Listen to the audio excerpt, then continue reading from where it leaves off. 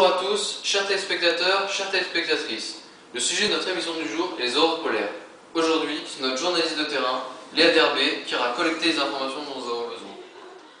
Et Vincent, je suis en direct du cabinet de l'historienne Julie Pelan, qui aujourd'hui va nous renseigner sur les croyances associées aux aurores polaires et un peu d'histoire. Bonjour Julie. Bonjour Léa, je suis très contente de vous rencontrer.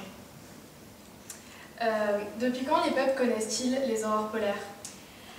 Alors c'est en 593 avant Jésus-Christ que le grec Anaximène fut le premier à apercevoir des nuages de gaz enflammés. Et donc, mais c'est quand même Galilée qui est le premier au XVIIe siècle à donner le terme d'aurore polaire à ce phénomène. Pouvez-vous nous raconter quelques croyances des peuples anciens quant à ce phénomène? Oui, alors depuis très longtemps, les aurores font fonctionner l'imagination des humains. Et donc, par exemple, les peuples d'Inuit d'Alaska voyaient dans les aurores les âmes de leurs animaux favoris tels que le saumon, le phoque ou le cerf. Ces croyances touchaient-elles uniquement l'Alaska? Non, il y a également beaucoup d'autres peuples tels que les Indiens de l'Ouest américain qui pensaient voir des géants qui éclairaient leurs sorties nocturnes avec des torches. Il existe encore de nombreuses autres légendes et beaucoup de peuples ne connaissant pas bien ce phénomène en avaient très peur. Merci beaucoup Julie pour ces renseignements. Vincent, c'est maintenant à toi d'expliquer le fonctionnement. Tout commence avec l'étoile la plus proche de la Terre, le Soleil. Sa surface est tellement brûlante qu'il s'y forme un vent qui circule sans interruption. Ce vent solaire transporte un flux de plasma et se constitué essentiellement d'ions et d'électrons à travers le système solaire. Il peut également être produit par des éruptions solaires qui vont soudainement libérer une grande masse de plasma et l'envoyer dans l'espace. Il voyagera entre 2 et 4 jours à des vitesses allant de 400 km par seconde et 1000 km par seconde. Le champ magnétique de la Terre, ainsi représenté, agit comme un bouclier protecteur pour arrêter les puissants vents solaires qui souffleraient de l'atmosphère terrestre. Les particules sont contraintes de pénétrer au pôle nord et au pôle sud. Vincent, c'est le chercheur William Barthélémy qui va nous expliquer la cause des différentes couleurs d'aurore polaire.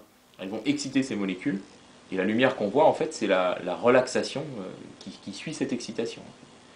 Ces molécules, pour se relaxer, elles émettent de la lumière. Alors, après, les couleurs, elles dépendent des molécules. Par exemple, le rouge et le vert qu'on voit sur Terre, c'est un atome, en fait, stricto sensu, c'est pas une molécule, c'est l'oxygène atomique. Donc, un atome d'oxygène qui est excité par les particules et puis qui se relaxe et qui fait ces couleurs rouge et verte. C'est les plus intenses. Parce que, alors, pour différentes raisons, mais essentiellement parce que à l'altitude où ça se produit, c'est l'oxygène atomique qui est l'espèce dominante, en fait. Les principales couleurs des aurores polaires sont le vert, le rouge et le bleu, mais elles peuvent avoir une multitude de formes différentes. Le phénomène des aurores se produit essentiellement au niveau des pôles, dans l'atmosphère et la haute atmosphère, à partir de 90 km et 150 km d'altitude.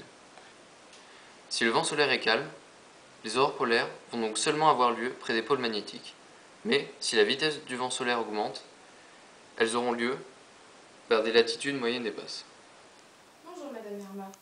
Bonjour, bienvenue dans mon cabinet de voyance. Que puis-je pour vous? Je suis ici pour en apprendre plus sur l'avenir, car j'ai vu le début du film Prédiction qui m'a beaucoup apeurée. J'ai donc appris que les vents solaires et les éruptions solaires n'ont pas pour seule conséquence la création d'aurores polaires, mais qu'ils ont également des conséquences sur les hommes et sur les technologies. Oui, je vois que le soleil va bientôt devenir beaucoup plus actif qu'il ne l'est aujourd'hui. Oh mon Dieu! Je vois qu'on va observer de nombreuses éruptions solaires. Il y aura beaucoup plus d'aurores polaires, mais ces éruptions solaires pourront également se révéler dangereuses pour l'activité humaine. Mais ne vous inquiétez pas, je vois que les chercheurs mettront au point une météo spéciale pour les prédire. Merci Madame Irma de m'avoir rassurée. Merci à tous d'avoir regardé notre émission La science pour les nuls. Le sujet de la semaine prochaine sera les images subliminaires. À la semaine prochaine, même heure, même chaîne.